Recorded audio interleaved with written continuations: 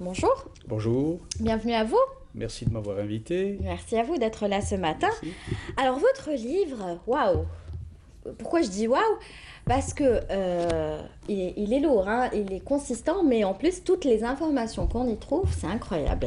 La première des choses, alors déjà on va donner le titre, si on peut voir le livre s'il vous plaît. Alors les Meknassa de Louarsenis. On va voir le titre du livre tout de suite s'afficher sur nos écrans, mais la première question que j'ai à vous poser, c'est ça vous a pris combien de temps pour faire un livre comme ça? Pour faire un livre comme ça, il m'a fallu une dizaine d'années. Quand même. Pourquoi?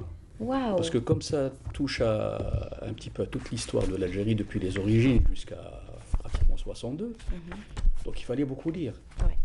Il fallait assimiler. Et il fallait trouver aussi le fil conducteur pour amener cette histoire, parce qu'on a beaucoup écrit sur l'histoire d'Algérie. Ouais. Donc il fallait que j'ai un cheminement un peu particulier par rapport aux autres. Voilà, donc ça m'a pris un moment. Et par rapport au titre, le titre, pourquoi avoir choisi ce titre-là? Puisque vous parlez de tellement de choses, de tellement d'étapes Oui. dans ce livre de l'Algérie, de l'histoire de l'Algérie. Pourquoi avoir axé sur les Meknassas de Louarsenis? L'histoire de notre pays est une histoire très riche. Et c'est pour ça qu'on voudrait la faire connaître. Elle est d'abord millénaire et elle est extrêmement riche. Et donc pour l'aborder, il faut trouver un angle d'attaque. Ouais. Donc il faut trouver un chemin. J'ai pris le chemin de ma tribu, comme je le dis, pour aller vers l'Algérie. C'est pour ça que je suis parti de ce qui m'a sensibilisé au départ, donc c'était un peu ma famille. Et ma famille m'a ouvert un petit peu les yeux sur la région d'origine qui est le Ouarsenis, et que j'ai envie de faire connaître aussi aux autres Algériens. Ouais. Donc chacun, en parlant de sa région, finira par connaître un peu plus notre pays et un peu mieux. Voilà, donc c'est pour ça que on doit toujours quelque chose à ses aïeux. Donc je voulais aussi un peu leur rendre hommage et un peu les faire connaître. Mais en même temps faire connaître surtout l'Algérie. Ah bah oui, parce que quand on dit Ouarsenis, c'est peut-être pas forcément tout le monde qui connaît cette région. Cette région se trouve où exactement? Alors, d'ailleurs, dans ce livre, j'ai mis Il y a des cartes. quelques planches. Quelques planches, oui, c'est vrai. L'Ouarsenis, c'est quand même même pas une centaine de kilomètres d'Alger. Et quelques centaines de kilomètres d'Oran. Donc c'est un massif qui se trouve au centre de l'Algérie. Donc il y a des cartes qui le montrent. On va voir la carte, oui. Et ce sont des régions, le Ouarsenis, le Djurdjura, l'Aurès, le Hogar, sont les piliers de cette Algérie. C'est là où toujours la résistance a eu lieu pour maintenir l'Algérie debout. Donc c'est d'ailleurs pendant la guerre de libération nationale, c'était le château fort de la Wilaya 4. Voilà ce que c'est que le Ouarsenis. D'accord. Dans ce livre, bien sûr, vous rendez hommage, comme vous venez de le dire, à cette aventure humaine, parce que vous la qualifiez comme une aventure. C'est une aventure. C'est une aventure humaine, finalement. Nous-mêmes, notre vie, à titre d'individu, c'est une aventure. Donc c'est quelque chose de magnifique, mais dont on ne connaît pas le déroulement. On le suit, on le construit. Donc la nation algérienne a entrepris son aventure depuis des millénaires et elle la poursuit jusqu'à ce jour. Donc on a envie de faire connaître aux autres cette aventure dans laquelle ils peuvent se reconnaître, ils doivent se reconnaître pour la continuer. Et à ces gens de la montagne, parce qu'on parle de beaucoup de montagnes dans ce livre. Bien sûr. L'Algérie, c'est les montagnes aussi. Et c'est des hauts plateaux, c'est le Sahara. Mais les montagnes sont un petit peu ce lieu dans lequel nous sommes toujours repliés pour faire face parfois à des invasions, pour nous protéger. Ouais. Voilà, donc nous leur devons quelque chose à ces montagnes. Et puis, je pense que vous avez vraiment été attiré par l'histoire de l'Algérie numide. Absolument. Parce que c'est ce qu'on retrouve finalement dans ce livre. L'Algérie numide, pourquoi? C'est justement pour donner cet ancrage extrêmement important. La Numidie, c'était déjà du temps de l'Antiquité. Vous voyez, donc nous avons des racines extrêmement profondes. Donc j'ai voulu récupérer toutes nos racines et dire que l'Algérie n'est rien d'autre que la fille de la Numidie. Voilà, donc c'est pour donner cette évolution qui se tient. L'Algérie, c'est pas hier, c'est pas une jeune nation, c'est une vieille nation. Et donc, nous essayons de tout faire pour continuer à faire qu'elle existe. Ouais. Il y a Massinissa aussi qui revient Ben oui, dans votre livre. Oui, vous vous sentiez obligé d'en parler, c'est-à-dire parler de l'Algérie et de l'histoire de l'Algérie sans parler de Massinissa, par exemple, n'aurait pas été pour vous une chose concevable? Il y a des chemins qu'on ne peut pas rater. Il y a des pierres, c'est comme des pierres blanches. Si on ne les met pas les unes après les autres, on ne voit pas un peu l'évolution de cette nation. Donc Massinissa était quand même après Sifax, qui a commandé à cette Numidie, qui est à peu près l'espace central du Maghreb.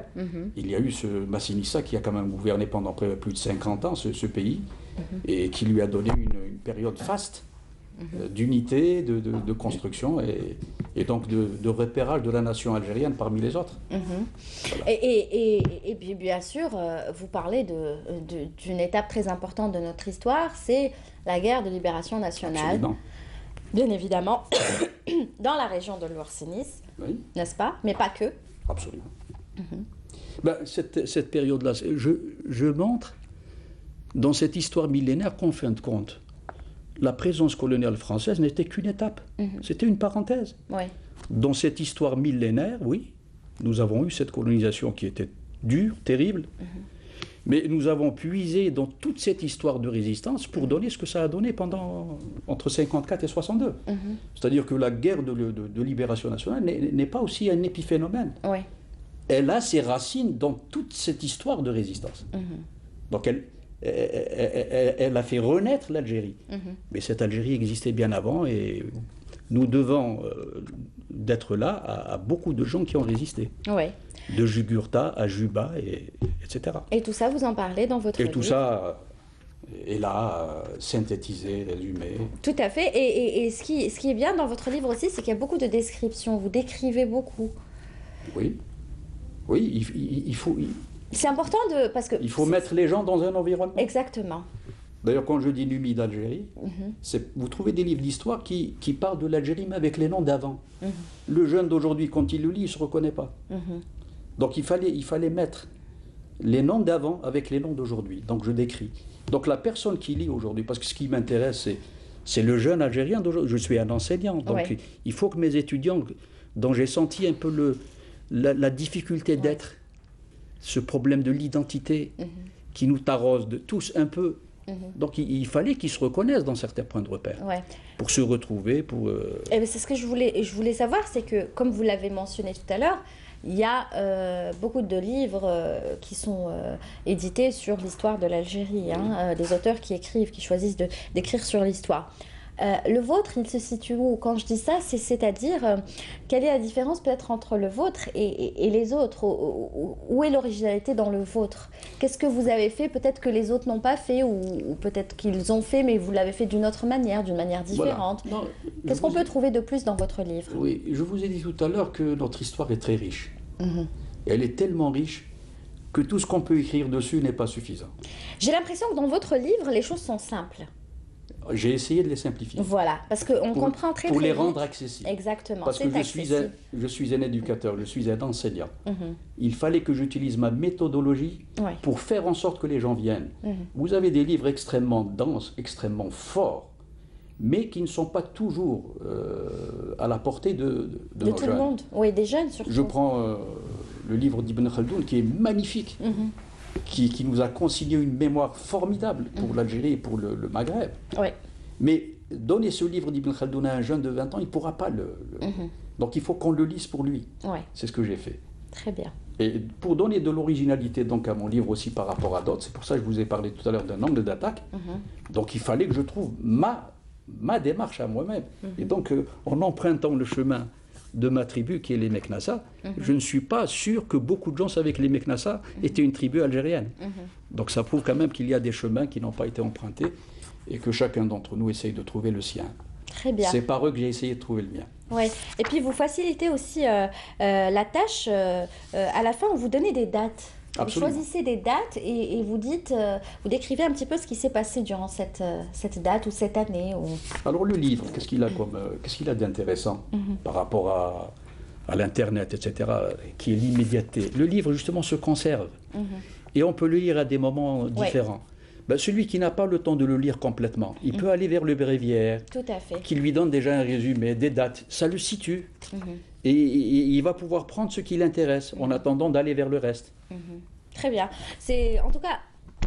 Que vous dire, c'est dommage qu'on n'ait pas beaucoup de temps pour parce que vous savez, hein, Bonjour d'Algérie, c'est un magazine, donc on essaye un petit peu de faire participer tout le monde. C'était important pour nous de présenter votre livre, bien sûr. Merci. Est-ce que vous l'avez déjà dédicacé, c'est-à-dire il y a eu une vente dédicace? Alors, au dernier SILA, Ah, le dernier salon international du livre. j'ai été, donc mon distributeur a pu me placer parmi les... il a fait un accord avec l'éditeur Casbah Édition. Et c'était au niveau de ce stand-là que j'ai eu le plaisir de dédicacer mon ouvrage à ceux qui ont bien voulu le prendre et s'y intéresser. Mais il est édité chez qui? Bah, c'est une édition à compte d'auteur. D'accord, c'est Oui. un compte d'auteur. Oui. J'espère qu'il sera réédité. Ah ben, j'espère, s'il trouve le chemin du lecteur, pourquoi pas. Mais ouais, je pense que... S'il trouve le chemin du lecteur, ça sera très bien. Bien sûr. En tout cas, merci beaucoup d'être venu ce matin, Nourdine Benamara. Et il fallait que je dise une chose aussi très importante, c'est que vous êtes quand même docteur d'État en droit, n'est-ce pas? Absolument. Mhm. Et du droit, vous êtes passé à l'histoire? Alors, c'est très simple à expliquer. Quand on fait du droit, Ouais. pendant qu'on suit son enseignement, ben, le droit, pour bien le maîtriser, il faut faire de la philosophie du droit. Il faut faire de la sociologie du droit. Et il faut faire de l'histoire du droit. Waouh. Et oui, parce que le droit, c'est la production d'une norme pour gérer une société. Or, il faut s'intéresser aussi à cette société. Donc, je me suis intéressé à notre société. D'accord, donc toute votre vie, vous n'avez fait que ça, qu'étudier, lire et étudier et lire. Ah, il y a des choses par ailleurs. Heureusement qu'il y a de la culture, Dites-moi que il y vous a de faites la autre musique. chose, Ah que vous non. faites de la musique, du Si vous sport. avez lu un petit peu ce qu'il y a écrit ici, Oui. c'est je m'intéresse à la culture et à l'histoire. C'est vrai. Et la culture, c'est elle qui nous irrigue, c'est Oui. elle qui nous permet de ne pas nous dessécher à faire uniquement ce que nous connaissons. Non, Très bien. non, je m'intéresse à beaucoup d'autres choses. Très bien, voilà, je vous taquine, c'est tout. Oui, bien Je sûr. sais que vous vous intéressez à beaucoup de choses. Merci en tout cas d'être venu ce matin pour nous présenter, je le rappelle, votre livre. Il est disponible en librairie? Et le distributeur a commencé à le mettre un peu dans... Ils ont commencé par Alger, ils sont en train d'aller un peu vers les autres villes. D'accord. Je pense que ça serait un bon livre à conseiller pour notre collègue et ami Youssef Sayah. J'espère qu'il nous regarde ce matin. En tout cas, même s'il ne regarde pas, ne vous inquiétez pas, on va s'en charger, on va s'en occuper. On va lui présenter votre livre et lui, il va le décortiquer avec vous puisque vous aurez largement le temps de le faire dans son émission. Merci. Merci beaucoup d'être venu Merci ce beaucoup, matin. c'est moi qui vous remercie. C'est moi qui vous Nourdine remercie. Benamara, à très Et bientôt, Inch'Allah. et Est-ce que avec vous êtes Sarah. sur un autre livre déjà? Vous pensez à un autre livre ou pas encore? Ben, ce livre-là a ouvert beaucoup de chemins. Ouais. Donc maintenant, il faut chaque chapitre renvoie vers des recherches extrêmement importantes. Parce que notre histoire, elle est à ramener vers nous. Oui. Elle est éclatée sur pas mal de pays méditerranéens. L'Égypte, la Turquie, l'Italie, l'Espagne. Ouais. Il faudra aller vers tous ces pays pour ramener de l'information et enrichir ce que nous avons déjà. Très bien. Donc les chantiers sont énormes. Oui, et je pense qu'il y aura plein d'autres livres que vous viendrez nous présenter. Inch'Allah. Merci beaucoup, à Merci. très bientôt. Allez, on l'avait dit tout à l'heure, Shamseddine Boudrar n'est malheureusement pas avec nous pour la rubrique Jeunes Talents. Shamseddine, on lui passe un bonjour et on lui dit prompt rétablissement.